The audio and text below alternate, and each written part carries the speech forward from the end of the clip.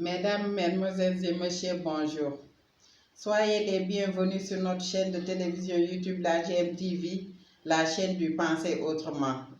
Aujourd'hui, nous allons parler de la pauvreté en Afrique. Bonjour, M. Gay. Bonjour. M. Gay, quelles sont les causes qui expliquent la persistance de la pauvreté en Afrique? Je vous remercie, madame, chère madame, pour cette question très intéressante. Alors, d'abord, je dois remarquer que c'est un thème qui arrive à son heure, parce que nous sommes en situation de Covid-19. Et Covid qui, comme vous le savez, sème la panique dans le monde entier, eu égard à ses influences sur ses impacts sur la pauvreté. Alors, aujourd'hui, les statistiques montrent que 500 millions de personnes environ en Afrique, sur une population de 1,2 milliard, sont dans une situation de pauvreté. C'est presque 50%. C'est trop. Et ça va s'empirer avec les effets du Covid-19. Alors, les causes sont multiples, mais je pense que d'abord, les premières causes sont des causes structurelles, ce que j'appelle en général le seau troué. C'est une théorie que j'ai toujours défendue. Un seau, lorsqu'il est troué, il n'arrive pas à retenir l'eau. Et ce seau troué, c'est des malformations que le colonisateur nous avait laissées en partant. C'est d'abord le fait de donner à l'État régalien l'ensemble des moyens financiers, budgétaires, l'ensemble des moyens réglementaires, les moyens également liés à la sécurité, le fait également de privilégier un État qui a pratiquement de très bons experts et de dire à cet État-là que vous ne pouvez pas créer des emplois. Je crois que ça a été une hérésie et je l'ai toujours clamé haut et fort depuis 2014. Aujourd'hui, je pense que quelque part, le Covid nous donne raison parce que vous avez vu la façon aujourd'hui dont les États s'impliquent dans les activités économiques en aidant les secteurs entiers à pouvoir se redresser et en sauvant les emplois. Mais l'autre malformation, c'est que nous avons eu une structuration économique qui était basée essentiellement sur des importations. Pourquoi? Parce que les colonisateurs avaient souhaité à l'époque que notre économie puisse produire pour leurs usagers. Résultat, on dépend toujours des importations avec des balances commerciales déficitaires. Mais je crois que ces erreurs, on les a poursuivies malheureusement. Pourquoi? Parce que nous avons continué des politiques en matière d'infrastructures inadaptées, peu pertinentes pour des effets de mode.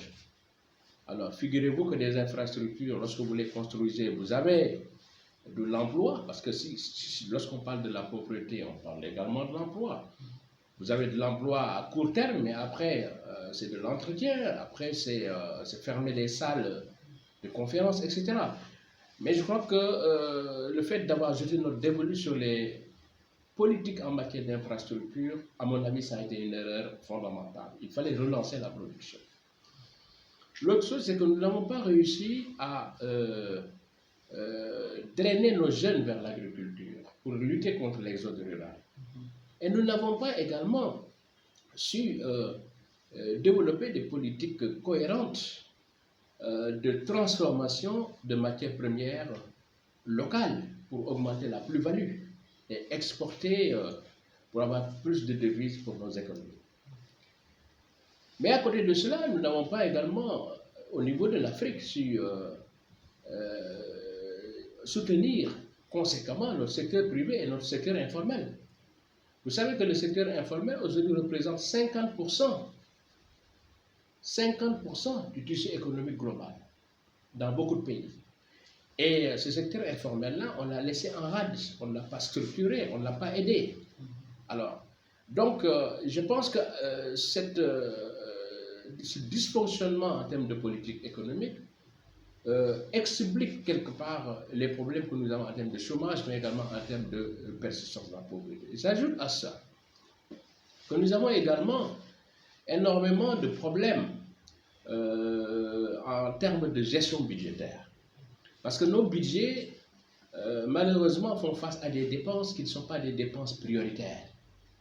Je pense à des institutions budgétivores inefficaces que nous créons par-ci, par-là, dans nos pays africains, et qui n'ont pas de valeur ajoutée globale sur l'état de la nation. Qui sont inutiles en général. Qui sont inutiles effectivement en général, et donc qui posent beaucoup de problèmes en termes de trésorerie, parce que l'argent n'étant pas disponible à chaque fois, alors il faut vraiment serrer ses dépenses, serrer également ses priorités.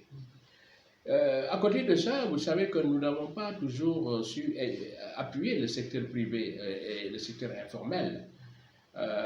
Et vous savez, ces secteurs-là devraient normalement bénéficier beaucoup plus de la commande publique. Et l'État également doit s'évertuer également à faire en sorte que ce qu'on appelle le cumul des mandats ne puisse plus avoir lieu, parce que c'est autant de postes qui sont dévoyés du système normal de bonne gouvernance sociale en faveur des jeunes. Alors, mais à côté de ça, il y a à mon avis, des raisons un peu monétaires et financières. Parce que certains États africains ont des monnaies qui sont surévaluées. Je pense à nous, avec notre CFA. Et vous savez, lorsque une monnaie est surévaluée, souvent ça hypothèque votre capacité à exporter. Et aujourd'hui, je pense que, heureusement qu'il y a des réflexions qui sont en cours, mais ça a toujours été un handicap, parce que, quelque part également, ça ne permettait pas à nos pays de pouvoir avoir une intégration beaucoup plus intéressante. Parce qu'entre, par exemple, l'UMOA, l'Union économique et monétaire ouest-africaine, et la CEMAC, on a vu que seuls 3% des échanges existent entre nous. Et au niveau africain, c'est 15% entre nous. Donc, ce qui veut dire que même la situation du Covid actuellement, va encore une fois exacerber ces problèmes de pauvreté. Et enfin, c'est le problème du financement. Parce que malheureusement, nos banques ne financent pas suffisamment l'économie. Parce qu'il faut des garanties, il faut des fonds propres. On va vous demander d'amener donc votre apport. On va vous demander également d'avoir un projet nickel. Les banques, en général, ont l'habitude de préférer financer les structures existantes. Et souvent, ce sont des structures étrangères qui arrivent à respecter les critères définis par les banques. Donc, l'ensemble de ces facteurs, à mon avis, expliquent la persistance du chômage, mais également la persistance de la pauvreté. Quels sont les impacts de la pauvreté dans la vie de tous les jours? Alors, je pense que c'est une bonne question, parce qu'on le sent maintenant. On sent que beaucoup de gens ne travaillent plus. On sent que l'économie est au ralenti. On sent que les émigrés qui avaient l'habitude d'envoyer plus de 1000 milliards de francs CFA dans un pays comme le Sénégal n'arrivent plus à le faire, parce que ces immigrés, il y en a qui ont perdu leur emploi, il y en a qui ont été hypothéqués également par des solutions de confinement. Alors, déjà ça, c'est quelque chose qu'on voit sur le terrain. Lorsqu'on voit également que les phénomènes de mendicité, malheureusement, de demande d'aide deviennent de plus en plus récurrentes, ça c'est des indices également qui permettent de mesurer vraiment la persistance de la pauvreté. Donc je pense qu'il faudrait que les gouvernants puissent réfléchir sur ça afin de trouver très rapidement des solutions à ce phénomène. Quelles pourraient être les solutions pour éradiquer la pauvreté en Afrique? Excellente question, parce que je pense qu'il faut serrer les priorités. C'est d'abord d'éviter les gaspillages. On gaspille trop de ressources publiques dans nos pays. C'est ensuite trouver des filets sociaux pour aider les plus précaires, les plus pauvres, à pouvoir accéder d'abord à des biens de première nécessité, manger, boire, etc. Se soigner, assurer l'éducation des enfants, aller à l'école, effectivement. Alors, donc, je pense qu'il faudrait qu'on puisse voir également cet aspect de filets sociaux. Ensuite, il faut qu'on puisse réinterroger le dogme de l'État arbitre. Moi, depuis très longtemps, je défends le dogme de l'État entraîneur, de l'État capitaine plus précisément. Parce que vous savez, on peut avoir un État qui est un État entraîneur, c'est-à-dire qui donne des instructions, mais également on peut avoir un État capitaine, puisque nous, notre État est un État qui a tous les moyens. L'État doit s'immiscer dans l'activité économique de manière à pouvoir créer, et ça je pèse bien mes mots en le disant, parce que beaucoup d'économistes ne sont pas d'accord avec moi, mais aujourd'hui, lorsqu'on voit que Air France est aidé par la France, lorsqu'on voit que les Canadiens sont en train de renflouer les caisses de leur entreprise, eh bien, je pense que nous devons également aller vers cette direction-là. Et depuis très longtemps, je défends cela.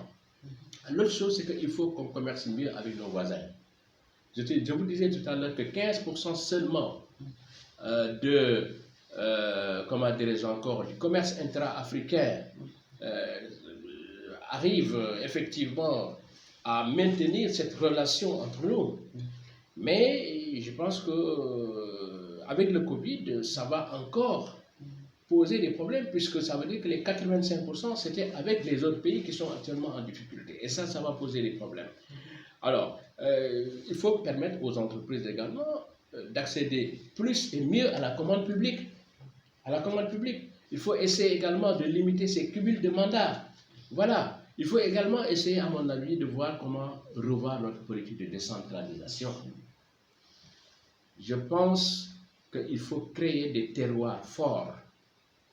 Je l'ai toujours défendu.